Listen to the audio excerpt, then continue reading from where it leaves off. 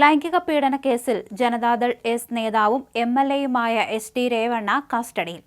പിതാവായ മുൻ പ്രധാനമന്ത്രി എച്ച്.ഡി. ദേവഗൌഡയുടെ ഹസാനിലെ വീട്ടിൽ നിന്നാണ് രേവണ്ണയെ കസ്റ്റഡിയിലെടുത്തത്. രേവണ്ണയുടെ മുൻകൂർ ജാമ്യാപേക്ഷ കോടതി തള്ളിയതിന് പിന്നാലെയാണ് നടപടി.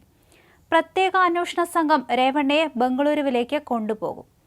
ലൈംഗിക പീഡനത്തിനും അശ്ലീല വീഡിയോകൾ നിർമ്മിച്ചതിനും അന്വേഷണം നേരിടുന്ന കർണാടക ഹാസൻ ലോക്സഭാ മണ്ഡലത്തിലെ JDS സ്ഥാനാർത്ഥിയും സിറ്റിംഗ് എംപിയുമായ പ്രജ്വൽ രേവണ്ണയ്ക്കെതിരെയും ഇത്തരത്തിൽ ബ്ലൂ കോർണർ നോട്ടീസ് പുറപ്പെടുവിക്കാൻ സാധ്യതയുണ്ടായിരുന്നു. ഇതിനിടയിലാണ് ഇപ്പോൾ പിതാവിനെ അറസ്റ്റ് ചെയ്തിരിക്കുന്നത്. ഇതിനായി CBI അനുമതി തേടിയേക്കുമെന്ന് ദേശീയ മാധ്യമങ്ങൾ റിപ്പോർട്ട് ചെയ്തിരുന്നു.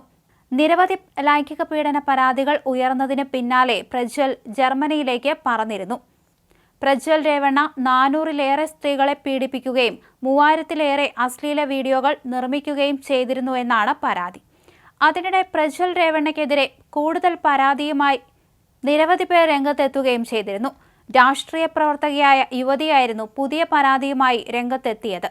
തന്നെയും ഭർത്താവിനെയും വധിക്കുമെന്ന് ഭീഷണിപ്പെടുത്തിയ ശേഷം തന്നെ ബലാത്സംഗം ചെയ്തുവെന്നായിരുന്നു യുവതി പറഞ്ഞത്. യുവതി മുൻ പഞ്ചായത്ത് അംഗമാണ്. തന്നെയും ഭർത്താവിനെയും വെടിവെച്ച് കൊല്ലുമെന്നും ഭീഷണി മുഴക്കിയാണ് ഇത്തരത്തിൽ പ്രജ്വൽ തന്നെ ബലാത്സംഗം ചെയ്തതെന്നാണ് യുവതി പരാതി നൽകിയത്. പ്രജ്വലിനെതിരെ ഇന്ത്യൻ ശിക്ഷാ നിയമത്തിലെ 376-ാം വകുപ്പ് പ്രകാരം ബലാത്സംഗം ചുമത്തിയ ആദ്യ പരാതിയാണിത്. വീട്ടിലെ മുൻ ജീവനക്കാരിയുടെ പരാതിയിൽ പ്രജ്വലിനും പിതാവ് എച്ച്.ഡി. രേവണ്ണയ്ക്കുമെതിരെ ലൈംഗിക അതിക്രമം, വേട്ടയാടൽ, ക്രിമിനൽ ഭീഷണിപ്പെടുത്തൽ എന്നിവ ചുമത്തി പോലീസ് ഏപ്രിൽ 28-ന് FIR രജിസ്റ്റർ ചെയ്യുകയും ചെയ്തിരുന്നു. MLA-മാർക്കും MP-മാർക്കുമൊപ്പം ജനങ്ങളുടെ പ്രശ്നങ്ങൾ ഉന്നയിച്ച രാഷ്ട്രീയ പ്രവർത്തകയായിരുന്നുവെന്ന് പ്രജ്വലിനെതിരെ ഇപ്പോൾ പരാതി നൽകിയ യുവതി പോലീസിനോട് പറഞ്ഞു.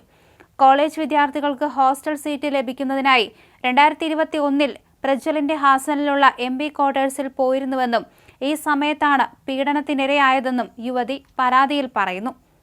ക്വാർട്ടേഴ്സിന്റെ താഴത്തെ നിലയിലെ ഹാളിൽ നിരവധി ആളുകളുണ്ടായിരുന്നു. സന്ദർശകരുമായി പ്രജ്വൽ 1-ാം നിലയിൽ കൂടിക്കാഴ്ച നടത്തുമെന്നറിയിച്ച് ജീവനക്കാർ തന്നെ അങ്ങോട്ടേക്ക് അയച്ചു.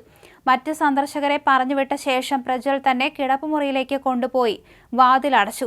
ഇതിനെ താൻ എതിർത്തു. എന്നാൽ മുറിക്കുള്ളിൽ നിൽക്കുന്നതുകൊണ്ട് കുഴപ്പമൊന്നുമില്ലെന്ന് വിശ്വസിപ്പിച്ചു.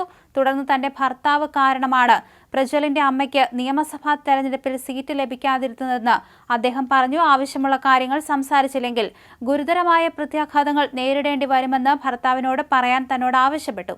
യുവതി പരാതിയിൽ പറയുന്നു.